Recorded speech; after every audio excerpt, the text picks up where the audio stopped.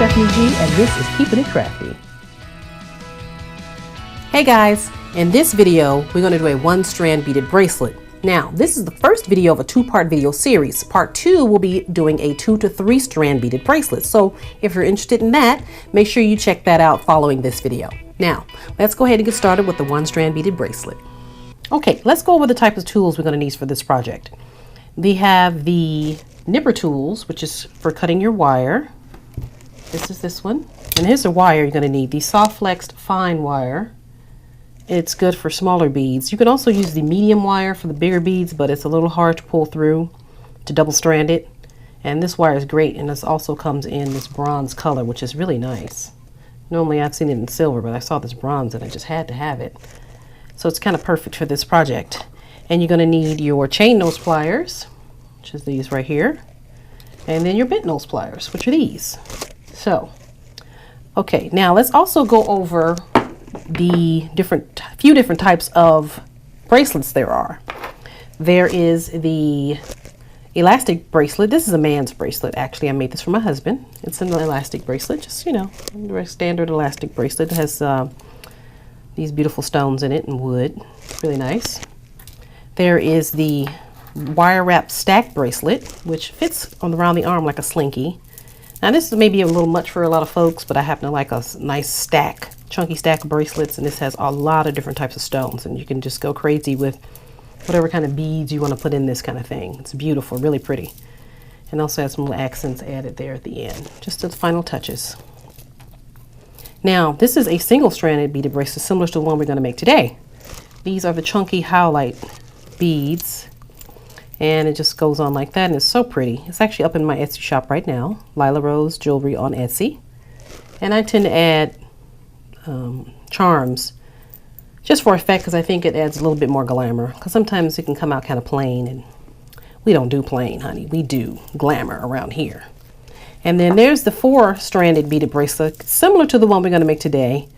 The one we're going to make is going to start out as a single strand, and then we're going to move up to part 2 in the video where it's going to be the triple stranded.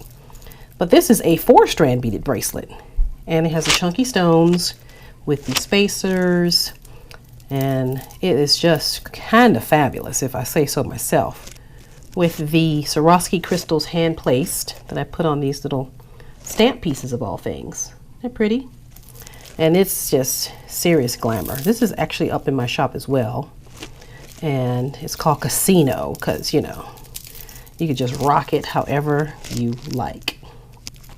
So those are just a few different types of bracelets that there are. There are many. That's just a few.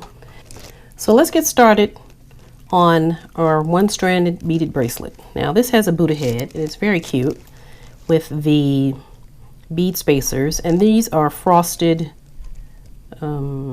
crystal quartz, and this is something called Lodite. These beads are, and I have the little spacers in there as well. Now this measures 6 1/4 inches, so when you put your clasp on there, which is this one, opens like that, it's going to measure probably about 7, a little over 7.5, which is actually a good length because you don't want it too long, and it'll fit just perfect. It'll fit a smaller wrist and even a medium to large size wrist. So you go ahead and you string your clasp in here, and then you just start it basically sewing, kind of like sewing. You know, you thread your needle.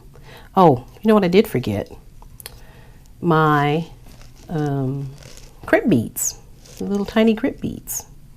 Can't forget those, because how else is going to stay closed? I have to put at least a couple of them on here. Just because I like the little details that add to that. I always put 2 just in case, because sometimes they can slip out, and I have to go in my little stash here. They're so small you can't see them. I get some out for the other side.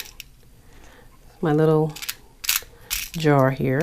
They're so small, goodness, I can't see them. Oh, there we go. Alrighty, so there you go. I have 2 of those, your crimp beads, because you're going to crimp the ends to keep them in place. Alrighty, let's put that on there. As you can see, it's sliding on there. And I would just put an extra one just for safety. You can always put that on there like that. If I can get it in there. Yeah, there we go. Now, you can go ahead and put in your clasp, string that through, and you're just going to thread it through. Kind of like sewing. You know, take a needle and put it through some fabric and just sew and pull it through until you get to somewhere in the middle, and then you're going to leave it kind of like that. See? Pull that close like that. Yep, like that. And you're just going to go and do it. I will probably do it up until about right here. And then you go ahead and do the other side as well. So we're going to stop this, and then when I come back, I'll have the other side done for you. Okay, so we put the thread through, the wire through the beads, double-stranded it through the middle of the where the Buddha head is. And now we're just going to do the other side for the closure. Put your little ring on there for your clamp, for your closure. Actually, you could even go ahead and, because this is round, put your crimp beads on. Put 2, just for safety. I have little seed beads on there as well, just because I think it adds a little something. And it's also good for security to have a couple of extra little beads there.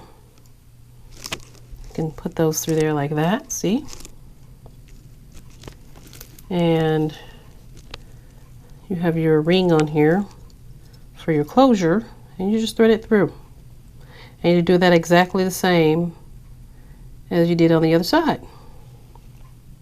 So you go ahead and thread it like that. Well, this is in the way. And you push it through your crimp beads, because what you're going to do is pull it tight in the middle. See how it just goes all the way through? Goes all the way through, and you just pull it like that. Kind of like sewing. Just go ahead and pull it through. You can see that. Pulled it all the way through. And just do it all the way to the middle.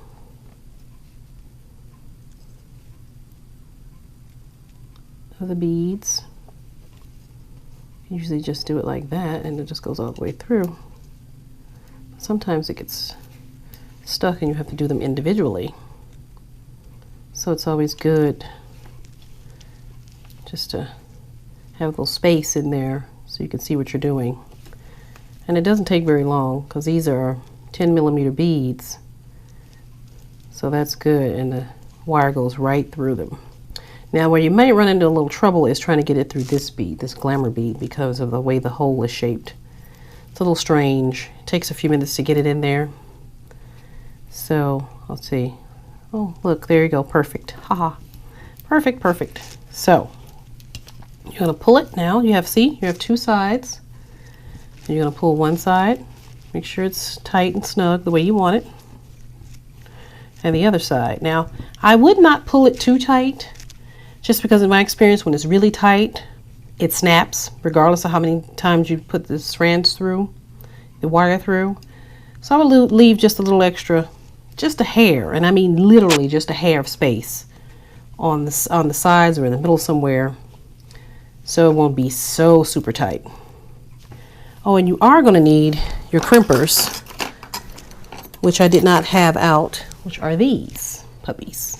See, crimp beads, your crimper tool for your crimp beads. So I got it to where I want it. I think that's going to look really nice, like that. See that? Very pretty. It is a space the way I want it. Although I might pull this one just a little bit more, just because I got just a little snug. I don't want it too tight because of this big Buddha head in the middle. And you take it and you just crimp it on the first rung here, so it's like that, and then you put it in the middle, and then you crimp it harder, and it's nice and flat. What I would also do, follow through with my chain nose pliers and just make sure it's nice and secure, because you never know. So, and then you do the exact same thing on the other side, and you have yourself a single stranded beaded bracelet. Now let's go ahead and crimp this. Easy, fabulous, simple. Let's do the middle. Okay. Now go through with your chain nose pliers and just make sure it's nice and secure and snug. And there you have, ladies and gentlemen, your single stranded beaded bracelet. Now, it's nice and secure. You go ahead and nip your thread here, your wire, just down there so it will hide it. And you're good to go. Good to go, friends. See, look at that. Easy, simple, gorgeous. Yep, there you go. It is a little stiff, I have to say, but we're going to be adding 2 more layers to this, so it'll all work out just fine. Perfect. All right, now stay tuned for part 2 of our video series on beaded stranded bracelets. Well, I hope you enjoyed this video, and I'll catch you next time. Ciao.